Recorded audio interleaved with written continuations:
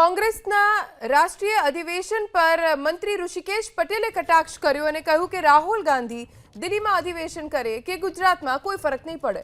ગુજરાતમાંથી કોંગ્રેસના મૂળિયા ઉખડી ગયેલા છે. રાહુલ ગાંધી ગુજરાતમાં અધિવેશન કરે કે દિલ્હીમાં અધિવેશન કરે, ગમે ત્યાં અધિવેશન કરે, કંઈ ફરક પડવાનો નથી ને ગુજરાતમાં તો મૂળિયા જ ઉખડી ગયેલા છે. કોંગ્રેસ જેવું ગુજરાતમાં કંઈ બચ્યું નથી અને ખુદ રાહુલ ગાંધીજીને કહેવું પડે કે અહીંયા બે પ્રકારના ઘોડા છે અને સ્ટેટમેન્ટ આપ્યા પછી પણ આટલા દિવસ પછી એ બાબતનો કોઈ નિર્ણય ના લઈ શકાતો હોય.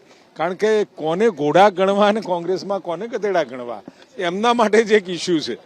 એટલે જરા આ તો ઠીક છે, હવે અહીંયા આવ્યા અને બેસશે ને જોશે આખું એમનું જે આખી મિટિંગ પત્યા પછી તમારું પણ રિપોર્ટિંગ શું આવે જોજો. મેં કહ્યું કે ઘોડા ને ગધેડા જ ઓળખવા મુશ્કેલી પડે એવું છે.